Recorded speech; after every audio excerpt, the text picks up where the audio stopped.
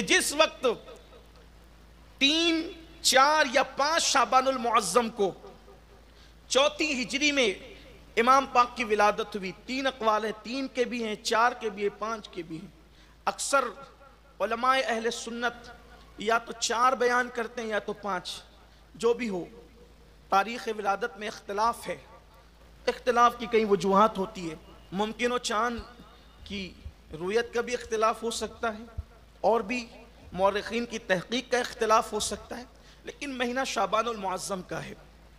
اللہ کے حبیب صلی اللہ علیہ وآلہ وسلم نے فجر کی نماز پڑھائی، اور نماز فجر پڑھا کر اللہ کے حبیب علیہ الصلاۃ والتسلیم اٹھے اور مولا کائنات کو اپنے ساتھ لیا اور ساتھ لے کر کے چلے اور فرمایا علی دروازے پر رکو، میں اندر سے ابھی آتا ہوں اور کسی کو اندر مت آنے دینا.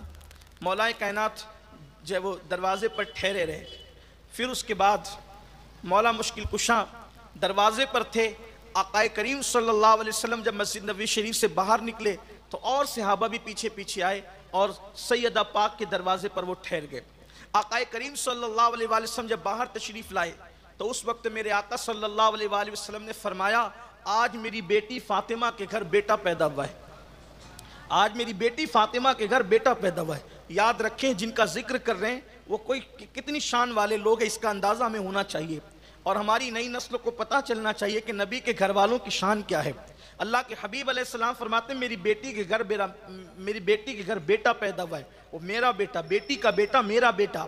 اور آقا کریم صلی اللہ علیہ وآلہ وسلم نے جب یہ بات کی تو سرکار علیہ السلام نے فرمایا کہ آسمان سے فرشتے اس بیٹے کی ولادت پر مجھے مبارکباد دینے کے لیے آئے.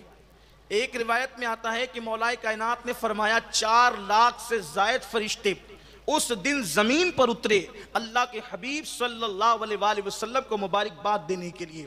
اور بہت ساری کتب کے اندر یہ واقعہ موجود ہے کہ جب حضرت جبریل علیہ السلام نے میرے آقا صلی اللہ علیہ وآلہ وسلم کو حضرت امام حسین کی ولادت کی مبارکباد پیش کی. ذرا سوچے تو صحیح، حسین کی ہستی کا نام ہے. کسی کے گھر بیٹا پیدا ہوتا ہے تو وہ کہتا ہے کہ ایم ایل اے صاحب کا فون آیا تھا اس نے مبارکباد دی. کوئی کہتا ہے کہ فلاں کا فون آیا تھا اس نے مبارکباد دی. مولانا صاحب کا فون آیا تھا اس نے مبارکباد دی. حسین تم کیسی شان والے ہو، تم پیدا ہوتے ہو تو سید الملائکہ سید العالمین کو مبارکباد دینے کے لیے زمین پہ تشریف لاتے ہیں. سوچے کیا شان والی ذات ہے. ہمارے مقدر پر ہم جتنا ناز کریں، بلکہ ناز کریں کیا، اللہ اکبر، اپنے مقدر پر ہم خود قربان جائیں تو بھی کم ہے کہ اللہ تبارک و تعالیٰ نے کیسی ہستیوں کا دامن ہمارے ہاتھوں میں عطا فرمایا. یہ مقدر کی بات ہے کہ قدرت نے کیسی ہستیاں ہمیں عطا فرمائی، کیسی شان والی شخصیتیں ہمیں عطا فرمائی. اللہ اکبر. تو حضرت جبریل امین نے مبارکباد پیش کی. اس پر تو بہت سی روایتیں موجود ہیں، لیکن اللہ اکبر، آقا کریم صلی اللہ علیہ وآلہ وسلم سے پھر عرض کیا یا رسول اللہ صلی اللہ علیہ وآلہ وسلم جب ہم مبارکباد دینے کے لیے آ رہے تھے تو ایک فرشتہ جس کا نام، 2 روایتیں آتی ہیں، نام میں اختلاف ہے، اس کے تلفظ میں اختلاف ہے. کچھ لوگ یہ کہتے ہیں اس کا نام فطرس ہے اور کچھ لوگوں نے لکھا اس کا نام پترس ہے. فطرس یا پترس. وہ فرشتے نے کہا جبریل جاتے کہاں ہو؟ میں نے کہا کہ آج حضور علیہ السلام کے گھر ان کی بیٹی کو بیٹا آیا ہے، ہم مبارکباد دینے جا رہے ہیں. تو فطرس نے کہا مجھے بھی ساتھ لے چلو. ہزاروں سال سے اپنا منصب کھو چکا ہوں، ہزاروں سال سے اپنی ڈیوٹی کھو چکا ہوں، ہزاروں سال سے بالوں پر جلا کر مجھے جو ہے اپنی ڈیوٹی سے گویا کہ معزول کر دیا گیا ہے. ساتھ لے چلو، ہو سکتا ہے میری بھی بگڑی بن جائے.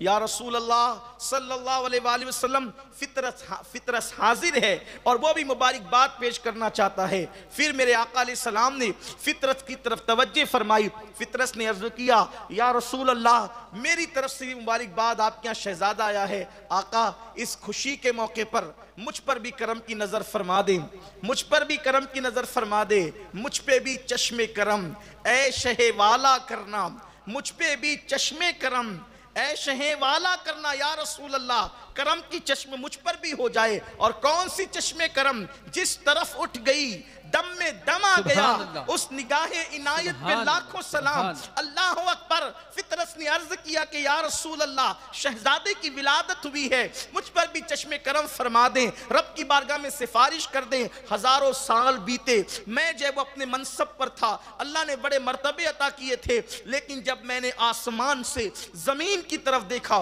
تھوڑا توجہ کریں فطرس کے معزول ہونے کی وجہ کیا ہے، اس میں بھی اپنے لیے بہت عبرت کی بات ہے۔ فطرس نے کہا آقا جب میں نے آسمان سے زمین پر دیکھا تو مجھے ایک اپائج انسان، ایک معذور انسان، اپائج یوں سمجھ لے کہ اس کا ہاتھ نہ رہا ہوگا، یا اس کا پیر نہ رہا ہوگا، یا اس کی آنکھیں نہ رہی ہوگی، یا اس کی زبان نہ رہی ہوگی، معذور اسی کو تو کہتے ہیں۔ میں نے ایک معذور انسان کو آسمان سے زمین پر دیکھا اور مجھے خیال گزرا کہ یہ تو اپائج ہے، معذور ہے، اس کو جینے کا حق کیا ہے؟ تو وہ میرا اللہ مجھ سے ناراض ہو گیا اور میرا منصب چھین کر مجھے معزول کر دیا گیا اور میرے بالوں پر مجھ سے واپس لے لیے گئے۔ اندازہ کریں اگر فرشتہ جو معصوم ہیں ایک اپائج کو دیکھ کر یہ سوچے کہ اس کو جینے کا حق کیا ہے تو اس کو منصب سے معزول کر دیا جاتا ہے۔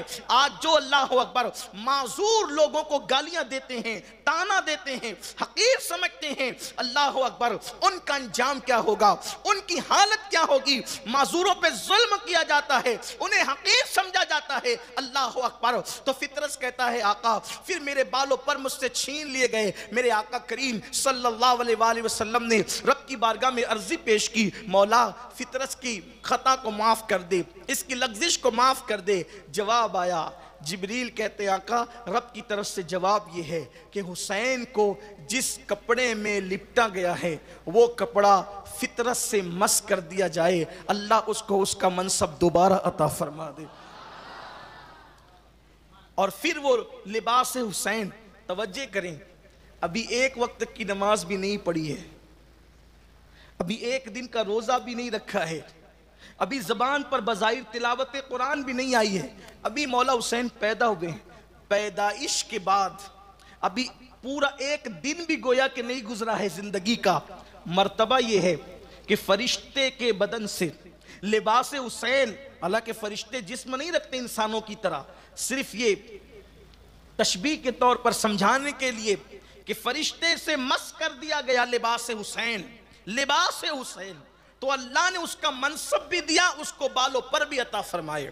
اور پھر میرے آقا سے جبریل امین نے عرض کیا یا رسول اللہ یہ فطرس وہ فرشتہ ہے کہ اللہ نے حسین کی پیدائش سے 1000 سال پہلے اس کو اس لیے پیدا کیا تھا تاکہ یہ حسین کی شہادت کے بعد ان کے مزار پر جاروب کشی کرے گا۔ یہ ہے مولا حسین کی شان۔ اب مولا حسین پاک کی ولادت پر پھر وہ میں جو بیان کر چکا کہ جبریل علیہ السلام نے شہادت کی بھی خبر دی، حضور علیہ السلام نے اذان پڑھی اور جو وہ گھٹی دی۔ جب کوئی بچہ پیدا ہوتا ہے تو اس کو گھٹی دی جاتی ہے، کائے سے کوئی کھجور چبا کر دیتا ہے، کوئی شہد چٹاتا ہے، لیکن قربان کسی کو گھٹی ملی تو کھجور چبا کر، کسی کو گھٹی ملی تو شہد چٹا کر، مولا حسین کو گھٹی اللہ اکبر حضور نے اپنی زبان امام حسین کے منہ میں دے دی۔ شیر مادر سے پہلے جس نے اپنے نانا کی زبان چوسی ہو، کون سی زبان؟ وہ زبان جس کو سب کن کی کنجی کہے، اس کی نافذ حکومت پہ لاکھوں سلام۔ دنیا دیکھ رہی ہے حسین زبان چوس رہے ہیں، لیکن ہماری عقیدتیں کہہ رہی ہے حسین زبان ہی نہیں چوس رہے ہیں بلکہ نبی کے سینے کے راز حضور امام حسین کے سینے میں زبان کے ذریعے سے منتقل فرما رہے ہیں۔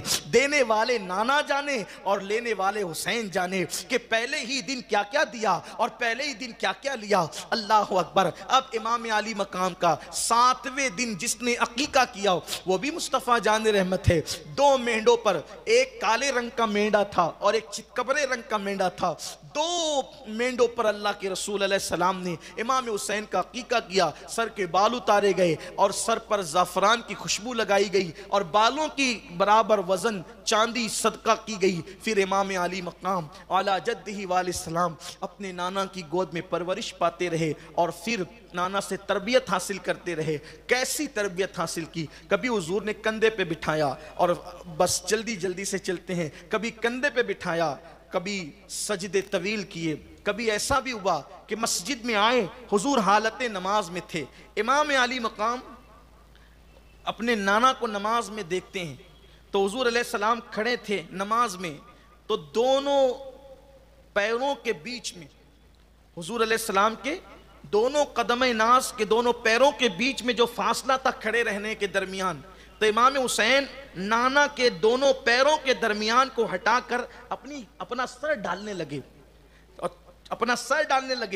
تو اتنا فاصلہ نہ تھا کہ حضور علیہ السلام کے قدموں میں سر ڈالتے، تو اللہ کے رسول علیہ السلام نے دیکھا کہ شہزادے حسین کوشش کر رہے ہیں سر ڈالنے کی پیروں کے بیچ میں، تو حالت نماز میں حضور نے اپنے پیروں کو پھیلا دیا، اور جب پیروں کو پھیلایا تو امام حسین ان پیروں کے درمیان سے کبھی ادھر سے ادھر اور ادھر سے ادھر آتے جاتے رہے۔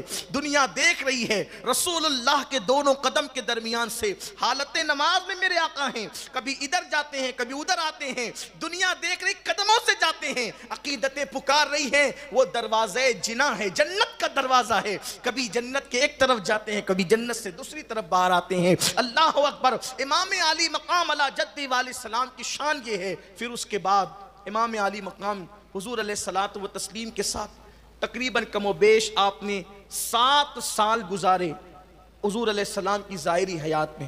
میرے آقا صلی اللہ علیہ وآلہ وسلم نے کبھی اپنے ہاتھوں سے کھلایا، پھر کبھی ان کے لیے سواری بن گئے، بلکہ ایک مرتبہ کا واقعہ تو یہ ہے کہ دعوت میں جا رہے تھے اللہ کے رسول علیہ السلام، دعوت میں اللہ کے حبیب علیہ السلام تشریف لے جا رہے تھے، تو دیکھا کہ امام حسین بچوں کے درمیان کھیل رہے ہیں، اور جب ان کو کھیلتے ہوئے دیکھا تو اللہ کے حبیب علیہ السلام ان کو پکڑنے کے لیے ہاتھ بڑھایا، تو جب امام حسین کو پکڑنے کے لیے ہاتھ بڑھایا تو آقا کریم صلی اللہ علیہ وآلہ وسلم جو ہے وہ ہاتھ بڑھا رہے تھے، تو امام حسین بچپنے کی شوخی کے طور پر حضور سے دور بھاگتے ہیں۔ جب وہ دور بھاگے حضور کے ہاتھ بڑھانے پر تو اللہ کے حبیب صلی اللہ علیہ وآلہ وسلم بھی جو ہے ان کے پیچھے شان نبوت کے ساتھ دوڑے، جیسا کہ حضور کی شان ہے، اور وہ دوڑتے رہے، حضور ان کے پیچھے جاتے رہے، آخر کے پکڑ لیا اللہ کے رسول علیہ السلام نے، اور پکڑنے کے بعد پھر ایک ہاتھ گردن پکڑی اور ایک ہاتھ سے جو ہے وہ تھوڑی پکڑی، یعنی یہ حصہ گردن کا حصہ تصور میں لائیں، حدیث پاک کو تصور میں لائیں، اس منظر کو تصور میں لائیں، حبیب خدا جو ہے جا رہے ہیں دعوت کی طرف، میدان میں حسین پر بچوں کے ساتھ کھیل رہے ہیں، آقا علیہ السلام پکڑنا چاہتے ہیں، وہ آگے بڑھتے ہیں، شوخی کرتے ہیں، اور پھر اس کے بعد حضور دوڑتے ہیں اور امام علی مقام کو پکڑتے ہیں، اور پکڑنے کے بعد ایک ہاتھ میں گردن دوسرے ہاتھ میں تھوڑی، اور تھوڑی لے کر کے میرے آقا علیہ السلام اور یہ صحابہ کے سامنے کہتے ہیں لوگوں میں اس سے محبت کرتا ہوں اور اتنا پیار کرتا ہوں۔ پھر بیان فرمایا حسین و منی وانا من الحسین، حسین مجھ سے ہے اور میں حسین سے ہوں، اور پھر فرمایا احب اللہ من احب حسینا، جو جو حسین سے محبت کرے گا وہ اللہ کا محبوب بن جائے گا، جو حسین سے محبت کرے اللہ اس سے محبت کرے گا۔ پھر کہا حسین و سبت من الاسباط، حسین میرے بیٹوں میں ایک بیٹا ہے، حسین میرے نواسوں میں ایک نواسا ہے، اور سبت من الاسباط کا کہ متعلق ملا علی قاری کہتے ہیں کہ حسین امتوں میں سے ایک امت ہے، یعنی حسین کی شان یہ ہے کہ گویا کہ حسین کا مقام پوری ایک امت کے برابر ہے، حسین پوری امت کے حسین امتوں میں سے ایک امت ہے۔ اللہ کے رسول علیہ السلام نے فرمایا، ملا علی قاری رحمت اللہ تعالیٰ علیہ اس کی شرح کرتے ہوئے کہتے ہیں حسین امتوں میں سے ایک امت ہے، یعنی کہ امتیں حضرت ابراہیم علیہ السلام کے لیے بھی قرآن کی آیت میں ہے کہ ابراہیم ایک امت تھے۔ ملا علی قاری یہاں پر شرح کرتے ہوئے کوٹ کرتے ہیں کہ حضرت ابراہیم علیہ السلام کو بھی ایک امت کہا گیا، اور پھر میں قرآن میں اور حضور اکرم صلی اللہ علیہ وسلم نے امام حسین کو امت کہا۔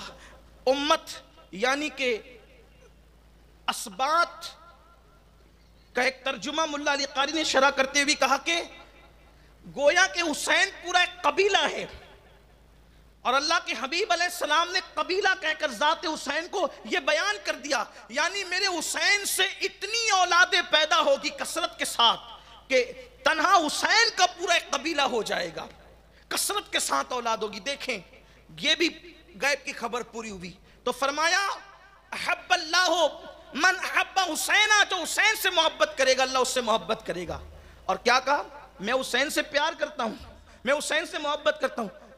آقا علیہ الصلوۃ والتسلیم سے کسی نے پوچھا یا رسول اللہ صلی اللہ علیہ وآلہ وسلم آپ سب سے زیادہ کس سے پیار کرتے ہیں؟